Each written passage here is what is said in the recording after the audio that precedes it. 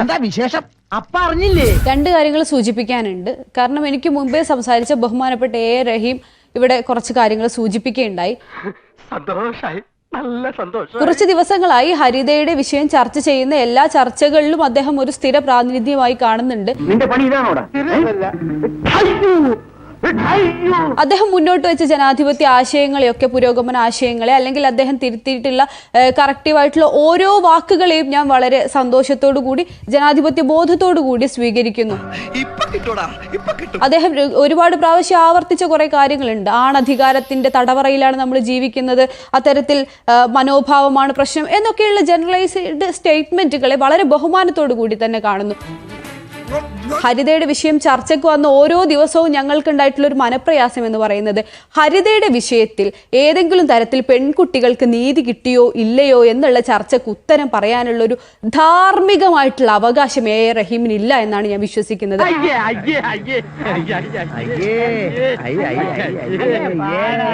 കാരണം നേരത്തെ സൂചിപ്പിച്ചതുപോലെ ഇപ്പോൾ വളരെ റീസെന്റ് ആയിക്കൊണ്ട് KTDCയുടെ ചെയർമാൻ ആയിക്കൊണ്ട് സ്ഥാനക്കയറ്റം കിട്ടിയ PK ശശിയെ കുറിച്ചൊന്നും ഞാൻ സംസാരിക്കുന്നേ ഇല്ല. അപ്പൊ ഇതിനകത്ത് എന്തോ ചുറ്റിക്കളി ഉണ്ടല്ലോ. എന്ത് ചുറ്റിക്കളി? ഒരു ചുറ്റിക്കളി ഇല്ലല്ലേ? ശരി. താങ്കൾ തിരുത്തലുകളെ കുറിച്ച് പറഞ്ഞുവല്ലോ. ഞാൻ നേരത്തെയും സംസാരിച്ചു. ഞങ്ങൾ മുന്നോട്ട് വെക്കുന്ന ജസ്റ്റിസ്, നീതി എന്ന ആശയത്തിന് തിരുത്തലിന് വലിയ പ്രാധാന്യമുണ്ട്. പറഞ്ഞത് കേട്ടോടാ, അന്തസ് വേണോടാ, അന്തസ്.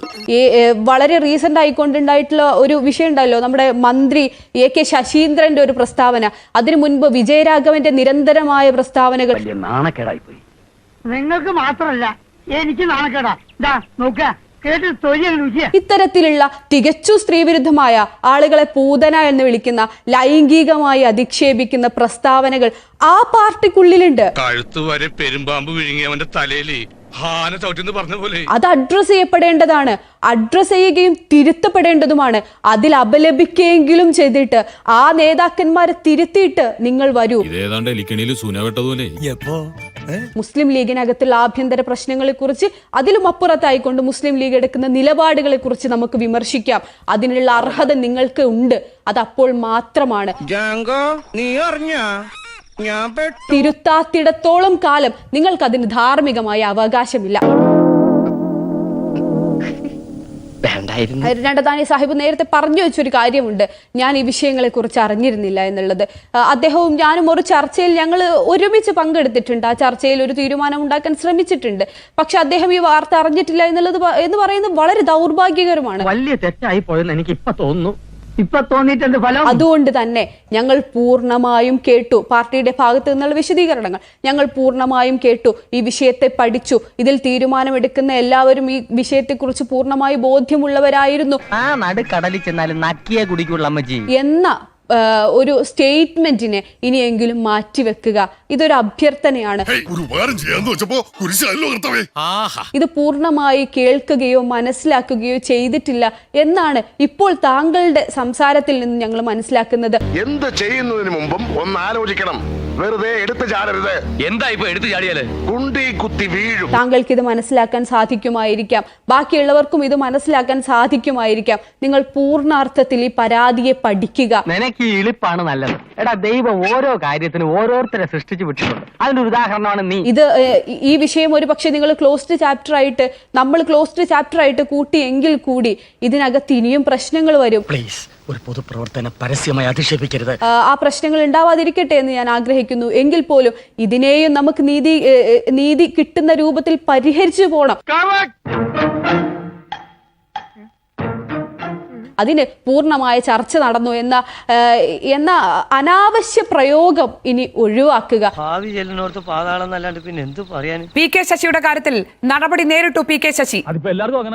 അല്ല, അതിനുശേഷം നേരത്തെ താങ്കൾ തന്നെ പറഞ്ഞല്ലോ, ഒരു വ്യക്തി തെറ്റ് ചെയ്താൽ എല്ലാ കാലവും ആ വ്യക്തിയെ ആ കുറ്റത്തിന്റെ പരിധിയിൽ നിർത്താനാവില്ല. ഇവൻ നമ്മളെ കുഴപ്പിക്കാനുള്ള പരിപാടി, ഇവനിതിൽ എന്തോ കൈയുണ്ട്. എന്നിട്ട് തെറ്റ് തിരുത്തുമ്പോൾ അതിനനുസരിച്ചുള്ള മാറ്റങ്ങൾ ഉണ്ടാകാം എന്ന് ആ ന്യായം CPM-ന് പറയാനുണ്ടാകും. മനസ്സിലാക്കി കളഞ്ഞല്ല.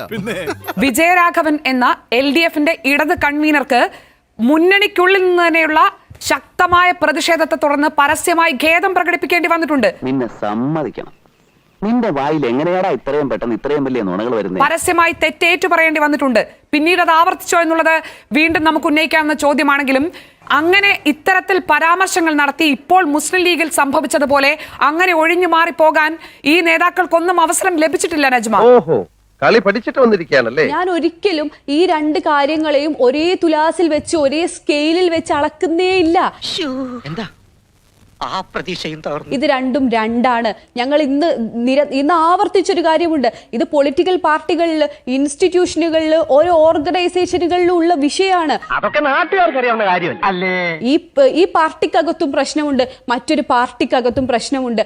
വളരെ പുരോഗമന സ്വഭാവം പേറുന്നതാണ് എന്ന് അവകാശപ്പെടുന്ന ഒരു സംഘടനയാണല്ലോ CPM എന്ന് പറയുന്നത്.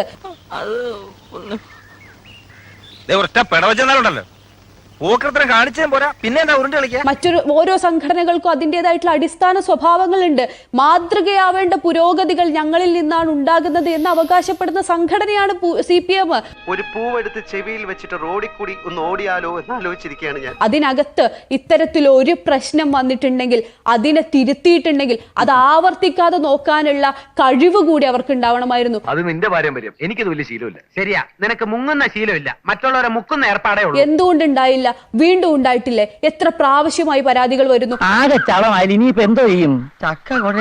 ഞങ്ങൾ വിശ്വസിക്കുന്ന ഒരു കാര്യമുണ്ട്. ഞങ്ങളുടെ സുഹൃത്തുക്കൾ SFIയിലും DYFയിലും പ്രവർത്തിക്കുന്ന വനിതാ പ്രവർത്തകരുണ്ട്. അവർക്കൊന്നും ഇത്തരത്തിൽ പരാതി ഉന്നയിക്കാൻ പോലുള്ള ഒരു സ്പേസ് ഇല്ല എന്നാണ് അടിസ്ഥാനപരമായി മനസ്സിലാക്കുന്ന ഒരു കാര്യം. ഇനി രണ്ടാമത്, അത് ആ പാർട്ടിയുടെ കേഡർ സ്വഭാവമാണ്. അത് ആ പാർട്ടിയുടെ സ്വഭാവം അങ്ങനെ ആയതുകൊണ്ട് തന്നെയാണ്. രണ്ടാമതായിട്ട് ഇങ്ങനെയുള്ള അബ്യൂസുകൾ അതിനകത്ത് നിന്ന് പുറത്തു വരിക എന്നുള്ളത് വലിയൊരു പ്രോസസ്സാണ്. തീർന്നിട്ടില്ല, ബാക്കി വന്നിട്ട് തരുന്നുണ്ട്. ആ പ്രോസസ് കടന്ന് വന്ന് ഈ പരാതി പൊതുസമൂഹത്തിൽ എത്തിക്കഴിഞ്ഞ് വീണ്ടും അത്തരത്തിലുള്ള ഇൻസിഡൻസ് ഉണ്ടാവുന്നത് എന്തുകൊണ്ട് തടയാൻ സാധിക്കുന്നില്ല? നേരത്തെ വിജയരാഘവനെ തന്നെ സൂചിപ്പിക്കുകയുണ്ടായി. വിജയരാഘവന്റെ ഒരു പ്രസ്താവനയാണെങ്കിൽ അദ്ദേഹം ഒരു പ്രാവശ്യം മാപ്പ് പറഞ്ഞിട്ടുണ്ടെങ്കിൽ ഞാൻ അവസാനിപ്പിക്കുമായിരുന്നു. ഞാൻ അതിന് ബഹുമാനത്തോടു കൂടി കാണുന്നു. പൂതന എന്ന് വിളിച്ചുകൊണ്ട് നമ്മുടെ ഷാനിമോൾ ഉസ്മാനെ അഭിസംബോധന ചെയ്ത കാര്യം, പിന്നീട് രമ്യ ഹരിദാസിനെ അഭിസംബോധന ചെയ്ത കാര്യം, പിന്നീട് നിരന്തരമായി ജാതീയ അധിക്ഷേപം അടക്കമുള്ള കാര്യങ്ങൾ നിരന്തരമായി ആവർത്തിച്ചുകൊണ്ടിരിക്കുന്നുണ്ടല്ലോ. പൊന്നു മോനെ, ഈ മുത്തശ്ശിയുടെ മുഖത്തൊന്ന് നോക്കട. മാപ്പ് പറഞ്ഞ് ഇതിൽ നിന്ന് മാറി നിൽക്കുക, പൊതുസമൂഹത്തിൽ അപ്പോഴുള്ള ചർച്ചയിൽ മുഖം രക്ഷപ്പെടുത്തുക, ഇതാണോ നിലപാട്? ഇതാവരുത് നിലപാട്. എന്റെ തൊഴിലിനോടുള്ള ആത്മാർത്ഥയാണ് ഒരു ചോദ്യം ചെയ്തിരിക്കുന്നത്. ഗ്യാസ് എന്ന് വെച്ച ഒരു സിലിണ്ടർ പോലെയാണ് ഇപ്പൊ എന്റെ മനസ്സ്. അത് കാലാകാലത്തിലുള്ള ഒരു കറക്റ്റീവ് മെഷർ ആവണം. ഒരു കയ്യബദ്ധം അതെന്തുകൊണ്ടുണ്ടായില്ല? പുരോഗമന സംഘടനയായിട്ടുള്ള CPMൽ നിന്ന് അതെന്തുകൊണ്ടുണ്ടായില്ല? അതിന് മറുപടി പറയട്ടെ. അതിനുശേഷം നമുക്ക് ഇതിനെ കുറിച്ച് സംസാരിക്കാം. താൻ പറയില്ലല്ലേ? അറിഞ്ഞാലല്ലേ പറയാൻ പറ്റൂ. നിനക്ക് പറ്റിയ പണി എന്താണെന്ന് ഞാൻ പറയാം. ഒരു 6 ഇഞ്ച് നീങ്ങി ഒരു ചുവന്ന സ്വിച്ച് കാണുന്നുണ്ടോ? കാണുന്നുണ്ട്. ഈ സ്വിച്ചിന്റെ കാര്യമാണ്.